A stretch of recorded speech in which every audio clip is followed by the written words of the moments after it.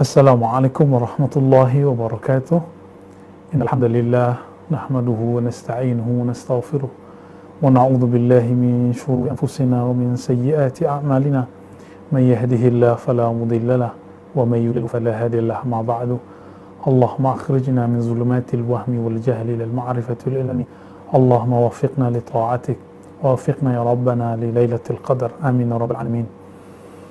Sahabat dimulakan Allah, di tengah ujian dari Allah Subhanahu wa Ta'ala, tentu ini tidak mengurangi ketaatan kita kepadanya, kesadaran kembali ke jalannya, sebagaimana Allah sebutkan dalam surah Al-A'raf surat ke-7 ayat 168. Beliau Nabi SAW ketika diturunkan ini merasa terhibur tentunya, dan kita sebagai umatnya ketika mendapatkan ayat ini, membaca ayat ini, tentu akan tersadar kembali. Apa yang harus kita sadari di situ? Di tengah ayatnya dikatakan, kami akan memberi bala mereka. Jadi ternyata bala itu ada dua macam, bil hasanati was sayyiat. Bala itu ada yang hasanat, ada yang baik, sehat, tidak ada virus, tidak ada wabah, tidak ada krisis, kehidupan yang nyaman, tidak ada rasa takut kena wabah ini, kena virus ini. Tapi juga ada bisayyiat, tapi juga ada ujian yang berupa sayyiat. Ya, inilah zamannya. Dan di ujung ayat ternyata Allah mengatakan kepada Nabi SAW, yang kemudian dijadikan ayat itu untuk kita semua, la'allahum yarji'un, agar mereka semua kembali kepada Allah Subhanahu wa Ta'ala. Maka Imam Ibnu Athaillah mengatakan, siapa yang tidak sadar di saat sehat, Allah akan menegurnya di saat dia sakit. Siapa yang tidak sadar saat ada nikmat, maka Allah akan tegur dirinya dengan menyambut nikmatnya. Mari kita kembalikan kesadaran ini kepada Allah.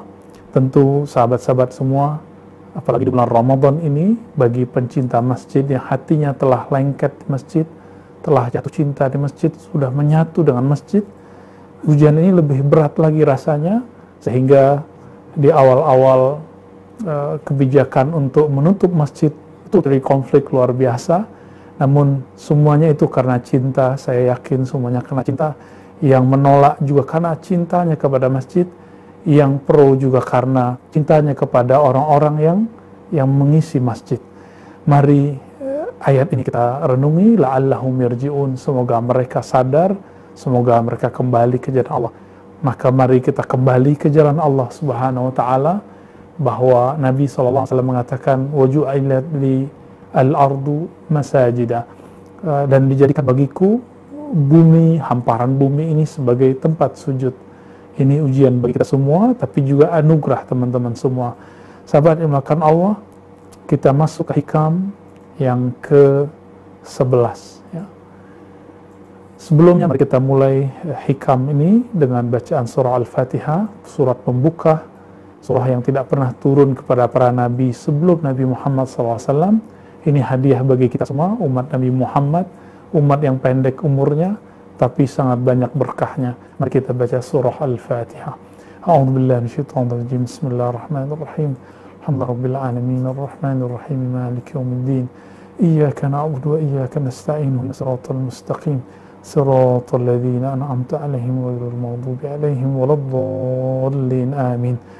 Semoga Allah membuka hati, pikiran, kalbu kita untuk menerima hikmah-hikmah dari Allah, hikmah dari Rasulullah, hikmah dari pewaris-pewaris Rasulullah Sallallahu Alaihi Wasallam. Di hikmah yang ke-11 dan 12 nanti insya Allah kita akan bahas dua hikmah ini, akan disebutkan perihal apa yang bisa kita amalkan selama Ramadan ini. Satu kali Imam Athaillah menulis, sampailah dia kepada tulisan mengenai cara mematangkan kalbu. Inilah hikmah yang ke-11. Udfun wujudak, ya. Benamkanlah wujudmu, egomu, pintarmu, kecerdasanmu, kealimanmu fi ardil khumul, di tanah yang humus, yang hitam. Fama nabata mimma lam yudfan la yatimmu natajuh. Kenapa? Karena satu biji yang tidak dibenamkan, dicelupkan ke dalam tanah, maka biji tersebut tidak akan tumbuh dengan sempurna, tidak akan menghasilkan hasil yang ideal. Ini kalimat ada metaforanya, ada majazinya. Imam Athaillah ingin menyindir kita semua yang ingin tampil bukan pada saatnya, ingin mengkritik tapi tidak cukup modal ilmunya, yang ingin mengajar orang tapi belum menghajar dirinya. Tentu ini juga untuk bagi kami, saya sendiri dan kita semua. Apa kata beliau? Sebelum kamu tampil wujudmu di hadapan orang, maka benamkan wujudmu. Pembenaman wujud ini, inilah yang disebut belajar, berlatih riyadhah, ya, belajar itu ta'lum, berlatih itu riyadhah, sungguh-sungguh berlatih disebut mujahadah. Sahabat dimulakan Allah, sebelum anak kecil yang pintar berpidato itu terkenal, sebaiknya dia dipesantrenkan dahulu. Sebelum seorang itu mengkritik, seharusnya dia belajar dulu apa yang harus dikritik.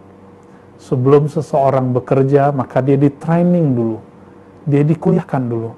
Bayangkan jika untuk persoalan duniawi, untuk kematangan, profesionalitas dalam hal duniawi, seseorang mesti ada sekolahnya, latihannya, ada ujiannya. Maka untuk persoalan keagamaan, keilmuan, kerohanian, masa tidak ada latihannya, masa tidak ada sekolahnya, masa tidak ada ujiannya. Berdasarkan ini, Imam Athaillah ingin mengatakan, jika Anda ingin tampil, maka matangkanlah ilmu yang akan Anda tampilkan. Jika engkau ingin show up, ingin menunjukkan sesuatu kepada orang, maka matangkan dulu baru tampilkan. Teman-teman semua, sahabat dimulakan Allah, apabila ada seseorang yang mengajar sebelum dia dapat izin dari gurunya mengajar, yang menjadi pemimpin sebelum dia direstui oleh guru-gurunya, pembimbing-pembimbingnya jadi pemimpin, sebelum diizinkan oleh orang-orang yang punya kebijaksanaan dalam kalbunya, maka orang ini ibarat biji yang dibiarkan tumbuh tapi tidak dibenamkan ke dalam tanah. Coba lihat, apabila benih padi setelah tumbuh lalu tidak ditancapkan ke dalam tanah, maka buahnya tidak menghasilkan kecuali buah yang hampa. Jadi ternyata buah padi itu baru menjadi sempurna ketika dia dibenamkan dan dipupuk. Begitu juga kita biasa waktu kecil makan seperti jagung kemudian beberapa ada yang berserakan di tepi jalan, lalu ada juga yang ditanam di ladang-ladang. Perhatikan, yang tumbuh di ladang, yang dirawat oleh tuannya, oleh petani, ini akan berbeda hasil dengan biji-biji yang berserakan di luar. Biji yang tumbuh, yang dirawat oleh petani, maka dia akan tumbuh subur dan menghasilkan buah yang begitu sangat segar sekali, sangat bagus sekali. Berbeda dengan biji yang tumbuh di luar itu. Sahabat dimulakan Allah, inilah maksudnya. Maka seseorang jika ingin menjadi ahli dalam suatu ilmu, maka dia harus menempa dirinya, baik itu dalam, kalau agama, dalam pesantren, kampus keagamaan, begitu juga ilmu-ilmu keduniaan, maka dia harus menempa dalam tempat-tempat yang punya otoritas atau orang-orang yang punya kemampuan untuk berdidiknya dalam hal itu. Maka kami mengajak, jangan tampil dulu sebelum matang. Sabar-sabar, kesabaran inilah yang kemudian membuat Imam Bukhari dikenal sebagai Bukhari hari ini. Teman-teman, sahabat yang dimulakan Allah, Imam Bukhari itu telah menjadi imam umurnya belum sampai 18 tahun. Tapi beliau belum menulis. Beliau masih ditempa, bahkan diuji. Ketika beliau masuk kota Baghdad, diuji oleh 10 orang, masing-masing membawa 10 hadis, sehingga genap jadi 100 hadis, masing-masing membolak-bolak hadis dan silsilah sanad hadisnya. Setelah itu Imam Bukhari mengembalikan semua sanad hadisnya kepada posisinya dan kalimatnya sesuai dengan struktur yang benar. Begitu juga ketika beliau masuk ke kota Naisapur, salah satu kota di Khurasan di Iran hari ini, itu kota Ahlus Sunnah, beliau juga sama, beliau diuji langsung oleh 100 orang dengan cara yang sama, lalu beliau kembalikan semua pada tempatnya. Ini selevel Imam Bukhari, setelah umurnya 20-an, umurnya telah matang, barulah beliau tampil, dan penampilannya betul-betul memukau. Sehingga disebutkan dalam sebuah riwayat yang sahih, yang dikatakan oleh Imam Zahabi, Imam Ibnu Katsir, Imam Al-Bukhari, ketika datang ke Khurasan, beliau dikenalkan oleh Imam Zuhli kepada murid-muridnya, lalu Imam Zuhli mengatakan, "Khuzu wasma'u min hadzal ghulam as-salih." Dengarkanlah dari anak muda yang saleh ini. Imam Zuhli ini adalah senior beliau, tapi mempunyai keilmuan yang berbeda dengan beliau. Imam Zuhli adalah murid Imam Ahmad juga, yang punya hafalan yang kuat, tetapi ilmu ilalnya tidak sebagus Imam Bukhari. Ketika Imam Bukhari mulai menjelaskan hadis dan menjelaskan ilmu-ilmu hadis yang luar biasa, setelah umurnya matang, akhirnya majelisnya dipenuhi oleh banyak orang dan diridhai oleh banyak masyayikh.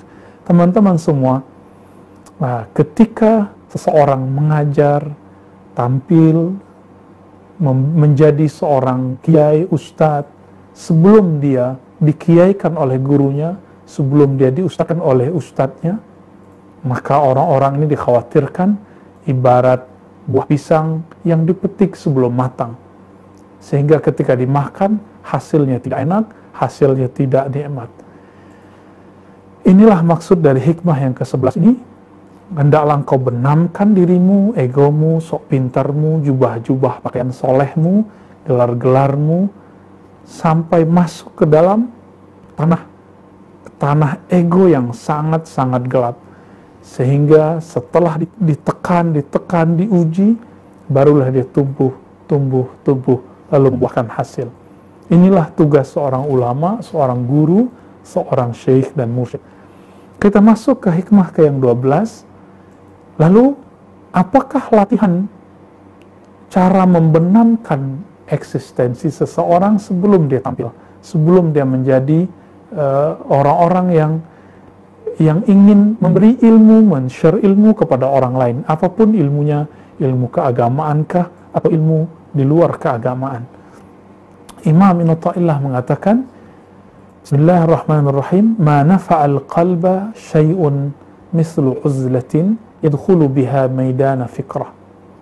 Kalau ada orang bertanya, lalu cara membenamkan jiwa, membenamkan ego itu bagaimana? Caranya, kata beliau, ma nafa'al qalba syai', tidaklah bermanfaat, tidaklah berfungsi latihan apapun untuk kalbu ini, untuk jiwa kita ini, melebihi uzlah. Apa arti uzlah? Secara harfiah, uzlah artinya meninggalkan komunitas kita yang lama, masuk ke komunitas yang baru, atau meninggalkan keramaian, masuk ke dalam kesepian, ya, kesunyian. Uzlah secara harfiah berarti menanggalkan pakaian-pakaian kepintaran, pakaian-pakaian jubah-jubah syekh, jubah-jubah kekiaian.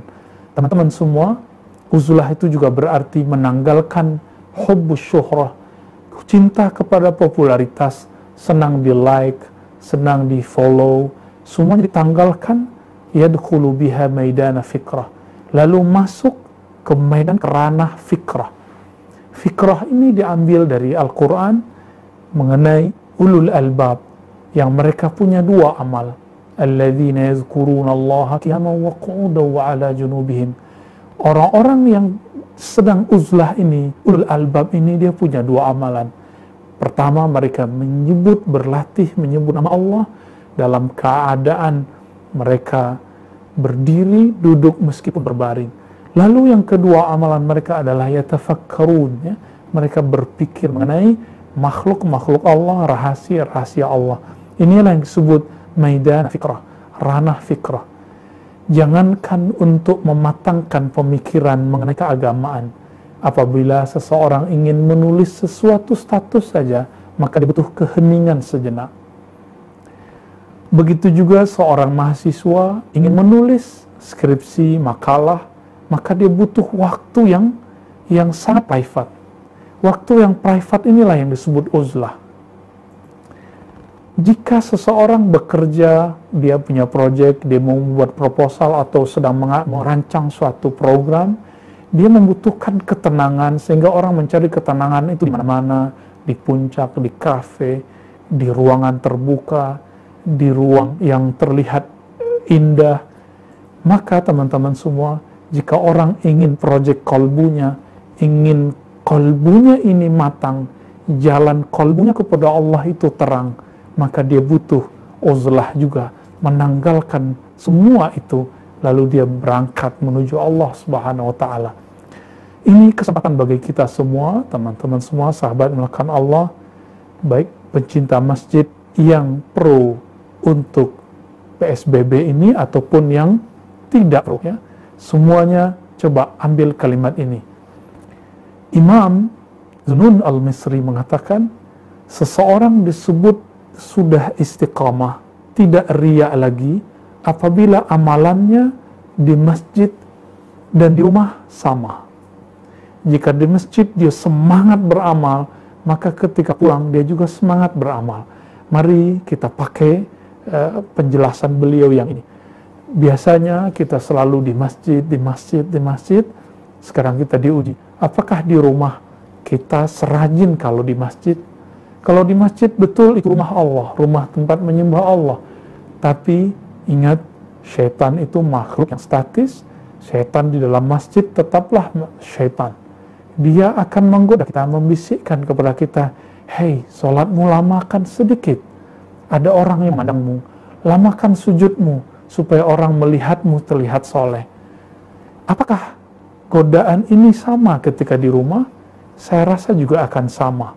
Namun, nanti kita akan merasa soleh di hadapan keluarga. Nah, ketika hening, ketika tiada siapa-siapa, semua tertidur, apakah takbirnya sebagus ketika di masjid? Apakah rukuk dan sujudnya sepanjang waktu di masjid? Apakah ketawaduannya, emosionalnya yang dijaga itu seperti kita di masjid? Sahabat yang melakukan Allah, maka jadikan rumah itu tempat kita berkhalwat, menyepi hari ini, tempat kita melakukan uzlah Ramadaniyah, uzlah Ramadan. Nabi SAW, sebelum beliau diangkat menjadi Rasul, beliau sangat suka menyendiri, suka beruzlah. Kemana beliau beruzlah? Beliau beruzlah ke Gua Hira. Tentu di antara kita semua, sebagiannya sudah banyak yang ke sana atau belum ke sana. Semoga Allah mudahkan perjalanan kita untuk menapak tilas sejarah ini. Nabi SAW setiap tahun beliau kemudian menginap di sana dan membawa beberapa bekal sesederhana mungkin. Lalu beliau berzikir, bertafakur di sana. Ternyata ada agenda besar yang menunggu Rasulullah SAW, yaitu mengeluarkan makhluk manusia dari kesyirikan, dari akhlak jahiliyah kepada tauhid dan akhlak yang baik. Inilah kemudian membuat beliau suka beruzlah. Maka jika seorang Rasul SAW sebelum diangkat jadi Rasul perlu ada latihan rohani, masa seorang dai, seorang ulama, seorang guru tidak mempunyai latihan? Jika guru SD, guru SMA, guru di kampus-kampus, sebelum dia dikeluarkan izin dia mengajar, dia perlu ditempa dulu, perlu bergelar dulu, perlu kuliah dulu. Tentu, untuk keilmuan rohani, keilmuan mengenal Allah, butuh kuliah-kuliah rohani yang melebihi semua itu. Butuh ujian-ujian rohani yang melewati semua itu. Sahabat melakukan Allah, inilah yang disebut dalam Al-Quran tadi, surah Al-A'raf tadi, ayat 168, وَبَلَوْنَاهُمْ بِالْحَسَنَاتِ وَالسَّيِّئَاتِ لَعَلَّهُمْ يَرْجِعُونَ. Kami akan uji mereka dengan kebaikan-kebaikan, dengan kesenangan-kesenangan, dan juga keburukan-keburukan, kepayahan-kepayahan, agar mereka kembali ke jalan Allah Subhanahu wa Ta'ala.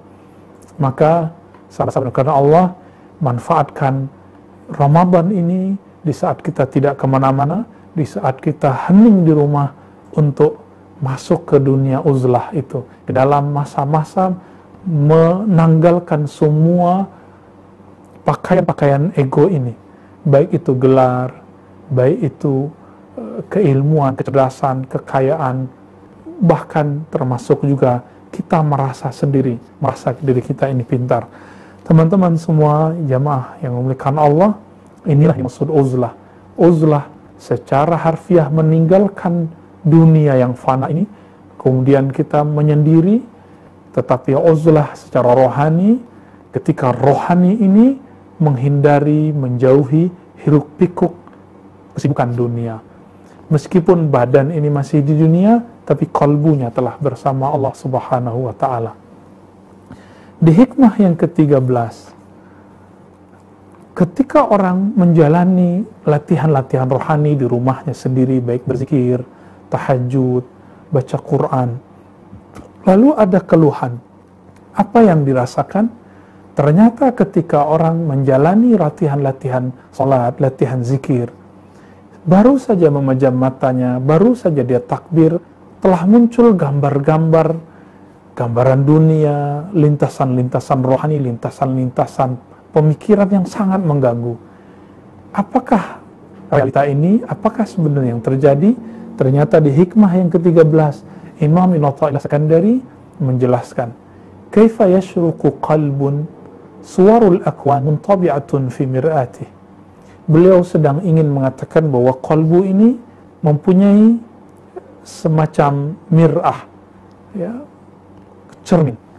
Kaifa yashruqu qalbun, bagaimana mungkin qalbu ini akan bercahaya, akan terang benderang, akan memantulkan cahaya ilahiyah, suwarul akwan, gambar-gambar alam semesta, mulai dari uang, mulai dari virus, ketakutan terhadap virus, semuanya itu mengganggu pikiran ini, sehingga muntabi'atun fi mir'ati, gambar-gambar selain Allah itu muntabi'ah, terbit muncul di dalamnya.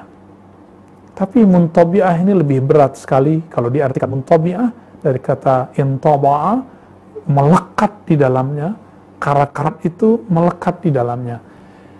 Apa pendapat sahabat semua jika kita bercermin di cermin yang berkarat dan tidak pernah dibersihkan? Apakah wajah kita tampak di dalamnya? Tentu tidak. Inilah sebabnya kenapa zikir, kenapa sholat kita tidak khusyuk selama ini. Kenapa ketika latihan di rumah itu beda dengan latihan jika ada orang yang memimpin. Mungkin inilah yang dirindui oleh semua orang yang tidak suka ketika masjidnya ditutup. Kita sangat memaklumi itu. Inilah ujian hari ini. Betapa berat ujian bagi pecinta masjid ketika masjidnya ditutup. Namun Allah Subhanahu wa Ta'ala, seperti dikatakan dalam ayat tadi, menguji kita dengan kebaikan dan keburukan. Am kaifa yarhalu ilallah wa huwa mukabbalun bisyahawatih. Bagaimana mungkin yarhalu ilallah, orang ini rihlah menuju Allah, berjalan menapaki jalan ilallah, jalan mencari ridha kepada Allah, wa huwa mukabbalun bisyahawatih, sedangkan dirinya masih terikat oleh syahwat-syahwatnya. Teman-teman semua, syahwat itu terbagi dua. Ada syahwat yang zahir, mata ini ingin memandang aurat, memandang yang cantik, yang gagah, memandang yang indah-indah. Telinga ini ingin mendengarkan yang merdu-merdu, tangan, kaki, kemaluan, semuanya ada syahwat. Semoga Allah menutupi dan menghapus aib kita semua untuk syahwat yang ini. Namun ada syahwat yang kedua, syahwat ingin disebut alim, syahwat ingin disebut ahli hikmah, syahwat ingin disebut orang soleh, syahwat ingin disebut orang yang tidak butuh perlindungan apa-apa. Hati-hati di daerah yang zonanya zona merah, jangan coba-coba takabur. Bahkan di tempat yang tidak zona merah pun jangan takabur mengatakan, saya tidak takut virus, saya hanya takut kepada Allah. Kalimatnya betul, tapi kalimat itu terlalu polos dan khawatir di situ ada kesombongan. Ya. Jika awalnya mengatakan saya hanya takut kepada Allah, kalimat ini benar, tapi tidak pada tempatnya. Tidak pada tempatnya. Bahkan ada yang kemudian mengatakan saya tidak takut virus. Baik, nggak apa-apa, tapi jangan terbersit di situ. ada ketakaburan, kesombongan bahwa saya tidak akan terkena oleh apapun. Teman-teman semua, sahabat Nabi Muaz bin Jabal, Abu Ubaidah, anak Muaz bin Jabal, gugur karena kena virus. Gugur karena kena wabah waktu di negeri Syam. Itu sahabat Nabi kena. Apatah lagi kita. Maka syahwat ingin disebut sakti, ingin disebut soleh, ingin disebut tidak bisa dikalahkan oleh segala sesuatu selain Allah. Syahwat ini lebih berbahaya dari syahwat kemaluan, syahwat perut, syahwat lisan. Lebih berbahaya dari itu semua. Dan itu membersihkannya tidaklah mudah. Kenapa? Jika syahwat yang zahir ini dapat dengan tobat istighfar yang ringan, namun taubat terhadap yang batin ini membutuhkan mujahadah yang luar biasa. Jika penyakitnya di zahir, maka obatnya obat zahir. Maka obat luka betul gampang sekali mendapatkannya. Namun jika penyakitnya di dalam kolbu ini, penyakit sombong, penyakit ingin populer, penyakit iri, dengki, maka obatnya sungguh susah dicari, pakarnya pun tidak banyak di negeri ini. Sahabat-sahabat dimakan Allah, maka beliau menyindir kita semua dan mengatakan, bagaimana mungkin engkau merasakan jalan kepada Allah itu mudah, sedangkan syahwatmu yang dua macam tadi masih membelenggumu. Teman-teman semua sahabat dimakan Allah, inilah bahaya syahwat yang tersembunyi. Dulu ada seseorang bercerita kepada saya ketika dia sangat senang menggunakan herbal, baik herbal dari Timur Tengah ataupun herbal dari negeri ini. Apa katanya? Saya demi Allah tidak akan mau berobat dengan obat-obat dokter. Kenapa? Saya hanya pakai habatus sauda, kunyit segala macam. Kenapa? Ini adalah warisan Rasulullah, ini tipnya Nabawi, pengobatan ala Nabi. Maka tidak mungkin saya kena. Ya. Orang ini berpikir awalnya benar bahwa ini adalah obat. Namun ketika dia mengatakan itu, lalu dia sakit, dia malu untuk datang ke dokter padahal dia telah mengkonsumsi herbal-herbal tadi, belum sembuh. Kenapa dia malu? Karena dia malu nanti disebut orang yang butuh kedokteran barat. Dia malu disebut orang yang tidak pakai herbal lagi. Dia malu disebut tidak nyunnah lagi. Sebenarnya dia malu kepada siapa? Apakah dia malu kepada Allah atau malu kepada makhluk? Jika malunya kepada Allah, maka baru malunya ini benar. Tapi jika malunya kepada makhluk, karena sudah biasa mengatakan kalimat ini, lalu kemudian harus menelan ludah sendiri, malu di hadapan muridnya, temannya, orang-orang ini mempunyai rasa malu yang tidak benar. Rasa malu ini bagian dari syahwat rohani. Teman-teman semua sahabat melakukan Allah, ikhwan ahwat fillah. Lalu Allah meneruskan, kenapa ketika kita junub, hadas besar, kita tidak berani duduk lama di masjid?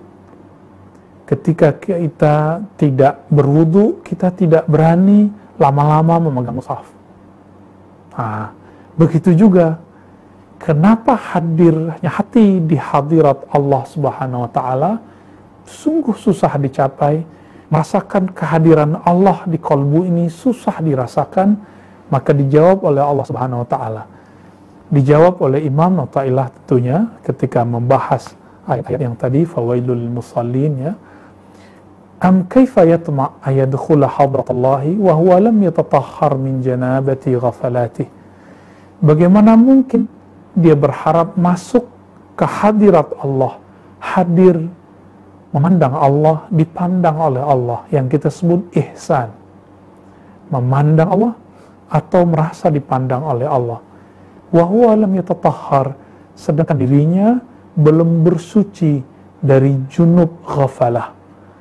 Jadi ternyata dalam bahasa metafora yang dikatakan oleh Imam Athaillah, bahasa majazi beliau, ghaflah, rasa tidak hadir di hadapan Allah, itu muncul karena kolbu ini lalai.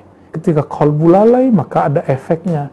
Efeknya adalah hati ini keras. Imam Athaillah mengatakan, dalam hukum syariat, jika orang hadas besar, dia tidak berani masuk ke masjid fisik, masjid bangunan, maka junub rohani dalam ilmu hakikat, ilmu rohani, ilmu yang diajarkan Rasulullah secara rohani, tidak akan mungkin memasuki hadirat Allah, merasakan ihsan kepada Allah, jika belum bertobat dari kelalaian tersebut. Maka teman-teman semua, jika ada yang bertanya, kenapa sholatku tidak khusyuk? Jawabannya ini, kita belum bertobat, belum mandi tobat secara rohani dari junub ghafalah, junub kelalaian. Jadi junubnya kalbu adalah lalai, junubnya badan dengan hadas besar. Sahabat yang dimuliakan Allah, inilah sebenarnya penyebab utama kenapa kalbu ini tidak khusyuk. Bismillah.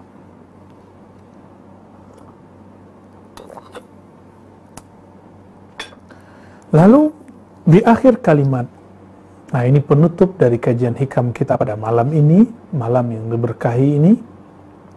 Am kaifa yarju ayyafhama daqa'iqal asrar wa huwa lam yatub min hafawatih. Beliau sedang mengatakan, kenapa kita tidak bisa memahami rahasia-rahasia Allah, hikmah-hikmah dari takdir Allah, malah kita menyerahkan sekelompok orang, menyalahkan dengan teori-teori konspirasi dan segala macam itu. Kenapa ini muncul? Kenapa emosional itu kemudian meledak-meledak sehingga tidak mampu memahami dengan baik hakikat yang sebenarnya? Maka beliau mengatakan, am kaifa yarju, bagaimana mungkin engkau berharap memahami daqaiqal asrar, memahami kehalusan sir rahasia Allah di setiap takdir yang Dia ciptakan. Wa huwa lam yatub min hafawatih. Karena apa? Karena orang ini tidak pernah bertobat dari hafawatih, dari kesalahan-kesalahannya. Jadi sahabat melakukan Allah, salah satu yang membuat hati ini tidak bijak adalah ketika kita tidak pernah mengakui diri kita salah, tidak pernah mengukur diri sendiri, tidak pernah memandang rendahnya diri kita ini. Oleh karena itu, Sayyiduna Umar radhiyallahu ta'ala anhu mengatakan, hasibu qabla an tuhasabu. Kamu pandanglah, ukurlah kesalahanmu, ukurlah betapa menjijikkan dirimu di hadapan Allah Subhanahu wa taala qabla an tuhasabu, sebelum kamu benar-benar dihitung semua hal-hal yang buruk darimu. Teman-teman semua, kita dan Allah tentulah yang lebih tahu bagaimana kotornya kalbu ini, kotornya pikiran kita ini. Namun karena Allah masih sayang kepada kita, maka Allah tutupi dengan nama-nama yang indah sehingga orang mengatakan, kamu orang soleh, kamu ustadz, kamu buya, kamu syekh, kamu mursyid, kamu gus. Semua itu adalah hijab-hijab nama Allah yang Allah hiasi untuk menutupi aib kita. Maka sahabat yang melakukan Allah, inilah kira-kira kenapa latihan rohani kita selama ini tidak mencapai hasil, padahal sudah bertahun-tahun berlatih, sudah bertahun-tahun sholat, sudah dari kecil sholat, sudah dari kecil tahajud, tapi kekhusyuan itu tidak juga diperoleh. Sederhananya, semua itu karena di dalam ini belum dibersihkan. Kenapa terbayang? Karena di dalam itu karat-karat bayangannya sangat banyak. Kenapa tidak bisa juga berjalan menuju Allah? Tidak ada kenaikan zikir, kenaikan intensitas amal, karena kita masih terikat oleh syahwat. Kenapa kita tidak bisa hadir merasakan ihsan kepada Allah? Karena kita belum mandi tobat secara rohani. Teman-teman, sahabat melakukan Allah, mari Ramadan ini kita jadikan saat untuk uzlah, meninggalkan kebiasaan-kebiasaan lama, mengganti kebiasaan baru.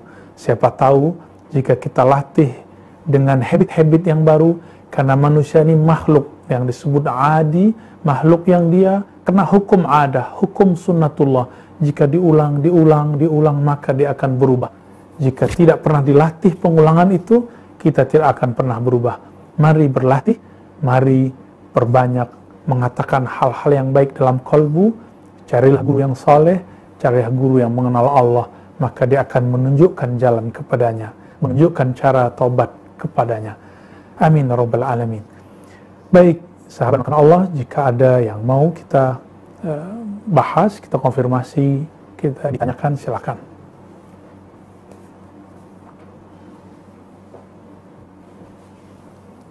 Baik, jazakallah. Baik, ini di luar tema ya. Apakah benar dukhon itu artinya asap, akan terjadi di bulan Ramadan? Hadis mengenai dukhon, bahwa dukhon akan keluar muncul sebagai tanda kiamat, hadisnya sahih. Salah itu disebut 10 tanda kiamat besar. Tapi hadis-hadis yang menyebutkan kapan waktunya, sejauh penelitian kita tidak ada yang sahih. Namun ada beberapa hadis yang dhaif yang menyebutkan jika Ramadan jatuh di hari Jumat, maka nanti di pertengahan Ramadan akan terjadi dentuman besar, nanti setelah itu muncullah dukhon. Sejauh ini kita belum menemukan hadis ini sahih, namun jika terjadi, kita juga akan tidak tahu, hadisnya tidak akan otomatis menjadi sahih, karena hadisnya diriwayatkan dengan riwayat yang matruk, semi palsu. Kalaupun terjadi, dia terjadi karena berdasarkan hadis yang sahih tadi, bahwa dukhon akan terjadi. Kajian-kajian akhir zaman saat ini, teman-teman semua, sahabat Allah, sebenarnya tidak semuanya salah. Ya, baik dari sahabat-sahabat kita, ustadz-ustadz yang sangat pakar mengenai akhir zaman dan teori konspirasi, banyak yang benar yang mereka sampaikan, tapi ketika mulai dikait-kaitkan dengan waktu, timing, penanggalan, tahun-tahun tertentu, disitulah mulai ada kejanggalan-kejanggalan.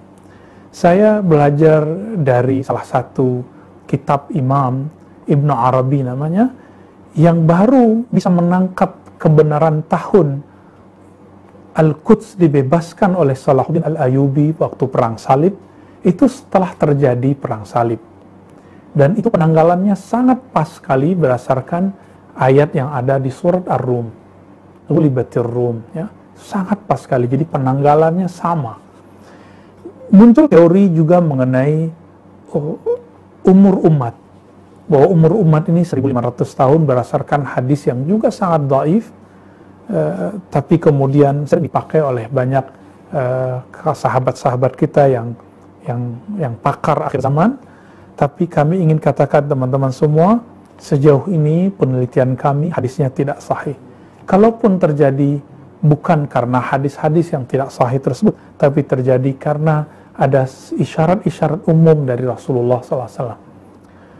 Maka jika ikut kajian akhir zaman, silakan ikuti yang sesuai dengan hadis yang sahih, yang membuat hati kita tambah tergerak kepada Allah, bukan malah putus asa dari jalan Allah Subhanahu wa Ta'ala.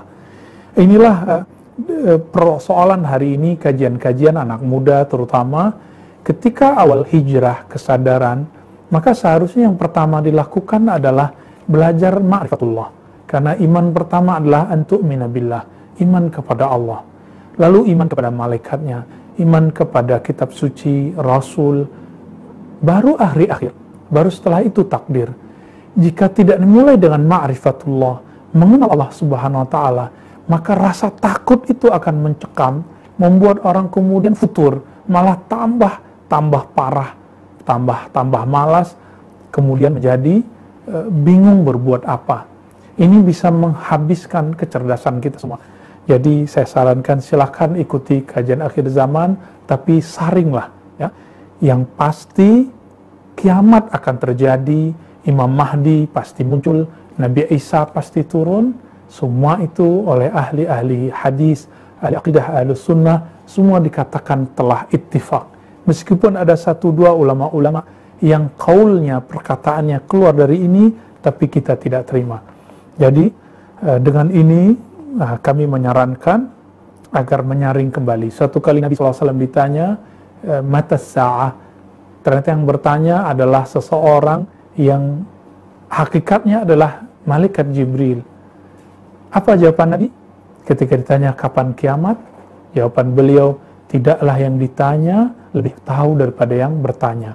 Jika Rasulullah, jika Jibril tidak mengetahui kapan tepatnya kiamat, kapan keluarnya Mahdi, kapan keluarnya Isa, turunnya Nabi Isa, kapan terjadinya dukhan, maka apalagi kita. Dan saya berhusnuzan kepada ustadz-ustadz yang pakar akhir zaman ini, mereka sebenarnya hanya memprediksi, bukan meyakini tahun-tahun yang mereka sebutkan. Semoga seperti itu. Bagaimana tingkatan untuk meningkatkan zikir kepada Allah supaya bisa istiqamah? Oh, mungkin maksudnya bagaimana cara untuk meningkatkan zikir supaya istiqamah? Jika orang tidak istiqamah, maka yang harus dia lakukan pertama adalah berguru kepada guru yang dapat izin dari guru-guru sebelumnya, dari pewaris-pewaris Rasulullah SAW. Karena guru, kiai, syekh sebenarnya dalam istilah-istilah pesantrenan, istilah-istilah zawiyah, halaqah-halaqah zikir, hanyalah orang yang dapat izin dari gurunya. Inilah perbedaan kiai bersanad dengan kiai yang tidak bersanad, syekh, ustadz, mursyid yang dapat ijazah dengan yang tidak. Dalam tradisi otoritas keagamaan, orang yang disebut mursyid, syekh, ala alim, ketika gurunya mengizinkan dia mengajar, bukan karena jamaah yang berinya gelar. Inilah perbedaannya. Nah, maka carilah guru yang kuat amalnya, bersanad kepada Rasulullah SAW. Dan jangan lupa yang kedua, carilah komunitas yang semangat. Guru bersanad, komunitas semangat. Baru nanti akan muncul ghirah, himmah yang tinggi. Nah, disitulah nanti akan terbuka jalan, nanti kita akan naik. Baru saja mau belajar zikir kepada satu komunitas, lalu kita kemudian mendengarkan lagi komunitas yang lain yang membantah komunitas ini. Akhirnya terjadi bingung. Nah, maka untuk menghilangkan kebingungan ini, bergurulah kepada orang yang punya otoritas, yang bersanad itu. Belum tentu yang bersanad itu sahabat melakukan Allah, orang yang bergelar. Siapa tahu dia nggak punya gelar, tapi dia dapat izin dari gurunya. Ya. Carilah guru-guru begini, kita akan dibawanya kepada tingkatan istiqamah, insya Allah. Bukankah dulu untuk mampu menulis, kita diajar oleh guru kita di awalnya dipaksa, lama-lama bisa menulis tanpa berpikir. Dulu sebelum mampu membaca buku-buku, kita mengeja, maka guru yang bersanad ini akan mengajarkan kita mengeja nama Allah di kolbu, dieja, terus sampai kita lancar, istiqomah baru dia lepas sendiri. Inilah perbedaan guru yang bersanad, guru yang bersilsilah kepada Rasulullah, pewaris Rasulullah, dengan guru yang tiba-tiba mendadak jadi guru. Bagaimanakah cara kita untuk menikmati saat terbenam dan tidak muncul bayang-bayangan kesombongan? Maksudnya mungkin ketika membenamkan diri, membenamkan ego, tidak muncul bayang-bayang kesombongan, maka caranya adalah taubat zahir dan batin. Teman-teman semua, selama ini yang kita sering lakukan itu baru taubat zahir, astagfirullah, dosa mata, dosa telinga, tapi kita jarang masuk ke dosa kolbu. Coba bagi yang bertanya tentang ini, ketika istighfar, maka katakan setelah istighfar yang zahir, katakan seperti Allah, aku berlindung dari dosa kesombongan dalam kolbuku, dosa merasa pintar di kolbuku. Ternyata dosa ini ada di semua orang. Kiaikah dia, ustadzkah dia, bahkan Nabi Musa hampir terjebak dalam hal itu. Sekelas Nabi hampir terjebak. Namun karena Allah itu sayang kepada kekasihnya, jika kekasihnya hampir terjebak langsung ditegur. Inilah beda Rasulullah dengan kita. Para Rasul hampir keliru langsung ditegur oleh Allah, diluruskan oleh Allah. Maka Nabi Musa meskipun cuma hampir salah, langsung ditegur dan kemudian ditunjukkan konsekuensinya, dipertemukan kepada Nabi Khadir alaihi wassalatu wassalam. Jadi caranya, mulailah melatih hari ini mengistighfarkan batin. Jadi astagfirullah dari kesombonganku ya Allah, astagfirullah dari keangkuhanku ya Allah. Begitu ya. Katakan itu berkali-kali, 7 kali, 5 kali, 3 kali. Nanti lama-lama kesombongan itu akan rontok, dia akan berubah menjadi ketawaduan. Kenapa ada orang sombong? Sombong itu, kata Imam Ghazali ketika menjelaskan hadis Al-Kibru Batrul Haq wa Ghamtun Nas, beliau mengatakan Al-Kibru itu ru'yatun nafs. Kibr, rasa sombong itu terjadi karena orang memandang dirinya sudah punya eksistensi, dirinya sudah punya kelebihan. Coba sekarang pulangkan kelebihan itu kepada yang Maha Memberi. Bukankah di surah Al-Mujadalah ayat 11, orang berilmu itu kalimatnya walladzina utul ilma, dan orang-orang yang diberi ilmu, sudahlah diberi ilmu, Allah angkat derajatnya, 2 kali pemberian. Maka ketika kita diberi satu ilmu pemahaman, pulangkan, kembalikan kepadanya, katakan ya Rabb, ini milikmu, apa yang aku sombong? Namun teman-teman semua, tentu bagi sebagian besar orang termasuk saya, merasa sombong dengan ilmu itu adalah salah satu jalan hidup yang mungkin harus dilalui, tapi tidak boleh lama-lama, harus kita tinggalkan dan kita tobat dari hal itu. Jadi tobatlah, tobat kolbu, ya. Mohon jelaskan terkait mandi tobat itu seperti apa, ya. Mandi tobat itu sebenarnya boleh secara harfiah, betul-betul mandi pakai air seperti orang yang baru masuk Islam dianjurkan mereka mandi. Begitu juga orang-orang yang taubat dari dosa, maka dia kemudian mandi secara zahir. Itu juga boleh, dan itu ada tuntunannya dalam kitab-kitab ahli zikir. Misalnya Jami'ul Usul Aulia karya Imam ahli hadis Ahmad Ghomush Khonawi, salah satu poros sanad hadis dari Turki yang tinggal beberapa saat di Mesir di waktu masa transisi Turki Utsmani kepada negara Turki hari ini. Beliau menyebutkan di situ bahwa mandi tobat itu ada, ya. Namun mandi tobat yang hakiki adalah ketika kita mengistighfarkan setiap bagian dari tubuh ini sebagai setiap bagian terdalam dalam jiwa kita. Itulah yang disebut mandi tobat yang sebenarnya. Silakan kalau mau diamalkan kedua-duanya, kita bisa berniat setiap mandi, kita niatkan, ya Allah, tolong gugurkan dosaku sebagaimana Engkau gugurkan semua kotoran-kotoranku. Namun jika tidak sempat, cukup ya dengan mandi dengan istighfar, mandi dengan tobat. Jadi mandinya badan dengan air, mandinya kolbu dengan istighfar dan tobat. Bagaimana cara agar hati tidak lalai, dan bagaimana tobatnya hati? Tobatnya hati kita sudah sebutkan barusan. Apa cara agar hati tidak lalai? Agar hati tidak lalai, maka harus dilatih hati itu untuk mengingat zat yang tidak pernah lalai. Siapa zat yang tidak pernah lalai? Allah Subhanahu wa Ta'ala. Jika ada orang jatuh cinta kepada seseorang, dia kepikiran terus, dia kemudian ingat orang itu lebih banyak bahkan daripada ingat orang tuanya sendiri. Lebih banyak daripada dia mengingat dirinya sendiri bahkan. Ini yang kita sebut kasmaran. Ya, kalau bahasa kitabnya, bahasa yang disebutkan dalam ilmu-ilmu qalbu disebut syauq. Ya, disebut syauq. Ketika seseorang merindukan yang tidak pernah lalai darinya, maka kerinduan itu akan lebih kekal, akan bertahan lama.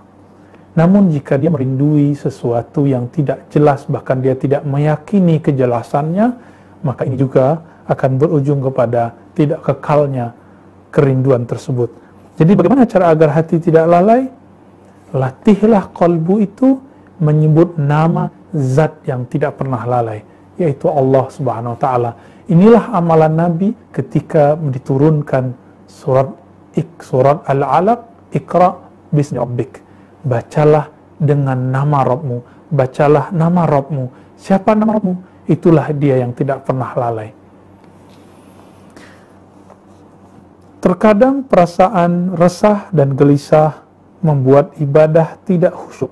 Apa yang harus dilakukan? Sahabat yang melakukan Allah, apabila hati gelisah, maka obatnya tidak ada lagi kecuali yang disebutkan dalam surat Al-Alaq ayat 28. Ala bidzikrillah tatma'innul qulub. Ayat ini sangat menarik sekali.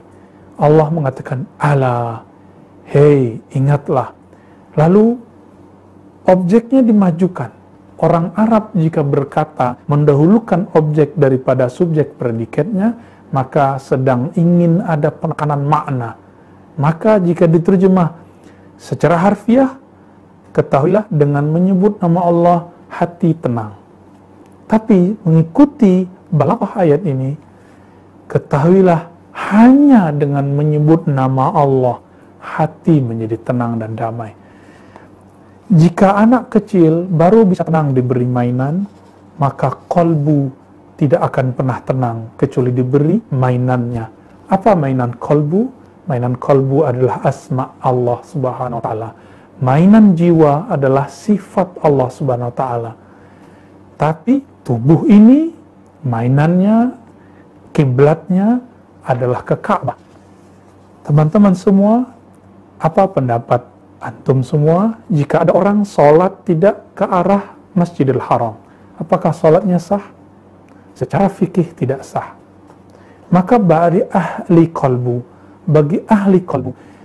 kolbu itu kiblatnya kepada Allah. Jika dia tidak berkiblat kepada Allah dalam sholatnya, di luar sholatnya, maka sholatnya secara hakikat tidak diterima oleh Allah Subhanahu wa ta'ala. Namun karena Allah pemaaf, Allah maha menutup aib, maka Allah simpan juga amal itu. Allah perintahkan malaikat raqib dan atid untuk menulisnya. Seandainya Allah itu qahar saja, Allah aziz saja, tegas saja, tidak ada rahman rahimnya, maka tentu semua itu ditolak oleh Allah SWT. Coba lihat anak kecil yang dimanja dari kecil, ketika dia minta sesuatu tidak dikasih, kita kasih yang lain, itu makanan bisa dilemparin, makanannya bisa ditolak, dituangin, ngamuk. Allah itu bukan anak kecil, maka Allah memaafkan lebih banyak. Inilah rahasia kenapa setiap surat selain surah Al-Bara'ah, surat Taubah dimulai dengan Bismillahirrahmanirrahim. Jadi supaya tidak ada resah bagaimana? Maka berilah mainan kolbu itu sesuai dengan yang cocok untuknya. Mainan kolbu bukanlah jatuh cinta ke makhluk. Mainan kolbu hanyalah menyebut nama yang membolak-balik kolbu, yaitu Allah SWT. Sebutlah namanya ya Allah, sebutlah namanya ya Rahman. Bacalah ini ya Hayyu, ya Qayyum. Baca ini sebelum sholat. Sebelum sholat, wiridkan ini minimal 40, 50, 70, 100. Sebagai latihan. Nanti kolbu ini akan terlatih untuk menjadi tenang. Terakhir, apa hukum orang main game? Ya, game apapun itu selama tidak eksplorasi apa yang diharamkan dalam syariat, buka aurat, ya kata-katanya tidak jorok, maka hukumnya mubah. Pada dasar hukumnya mubah. Ya, karena pada dasarnya segala sesuatu yang tidak diharamkan Allah hukumnya boleh. Tapi segala sesuatu hukum itu akan berubah menjadi 5 kondisi. Dia bisa menjadi wajib kalau itu jadi terapi. Tapi sejauh ini saya belum ketemu ada terapi dengan game. Mungkin teman-teman psikolog ada yang sudah punya itu, wallahu alam. Ada yang dianjurkan untuk sekedar hiburan, misalnya ada yang mubah. Nah, sebenarnya game itu lebih pas disebut mubah, ya. Dia bisa menjadi makruh. Makruh ini apabila main game lebih banyak daripada bertasbih, berzikir kepada Allah. Allah pasti cemburu. Allah sangat pencemburu. Innallaha ghayurun. Dalam hadis yang sahih disebutkan Allah sangat pencemburu. Jangan buat dia cemburu. Jangan buat dia cemburu. Jika dia cemburu, maka dia murka. Dia akan ambil barang yang membuatnya cemburu. Nanti dia akan ambil game-game kita. Atau ambil tangan-tangan yang main game itu. Ambil pikiran mata yang menikmati game tersebut. Jangan buat Allah cemburu. Bisa jadi haram jika telah melalaikan waktu-waktu yang wajib. Maka sahabat yang melakukan Allah, bijaklah dalam memakai apapun yang jadi aksesoris di kita, mainan-mainan kita, hiburan kita. Jangan sampai hiburan zahir ini membuat kita jauh dari hiburan yang sebenarnya, hiburan kalbu. Bukankah orang kalau sudah main game ada kebosanan, naik lagi, stage 1, 2, 3, ada kebosanan, lalu ganti game yang baru. Begitulah game. Berbeda dengan nama Allah. Nama Allah tidak pernah akan hilang dari kolbu atau terasa membosankan dari kolbu seorang yang merindukan Allah SWT. Sebagaimana seorang yang kasmaran tidak pernah bosan memandang foto kekasihnya, tidak pernah bosan untuk menyebut lirih nama orang-orang yang dicintainya. Mari bijak menggunakan waktu, jadikan Ramadan waktu uzlah, mulai dari bangun sampai tidur lagi kita bersama Allah Subhanahu wa Ta'ala. Demikian teman-teman semua, semoga kajian hikam Ibnu Athaillah ini membimbing kalbu kita, menyegarkan rohani dan pikiran kita untuk tetap yarji'un, kembali kepada Allah Subhanahu wa Ta'ala, lepas dari semua bencana wabah hari ini. Mari tetap kalbunya istiqamah bersama Allah. Allah sedang lihat apakah kalbu ini goyang ketika terjadi musibah atau dia tetap bersamanya. Demikian sahabat Allah, mari kita tutup kajian kita dengan baca kafarah majlis. Subhanakallahumma wa bihamdika asyhadu an la ilaha illa anta astaghfiruka wa atubu ilaik. Wa sallallahu ala nabiyina Muhammad wa ala alihi wa ashabihi wa li baitihi wa dzurriyyatihi ajma'in. Allahumma ayyidna bi ruhin minka innaka anta azizun ghafur. Wa sallallahu ala nabiyina Muhammad. Assalamualaikum warahmatullahi wabarakatuh.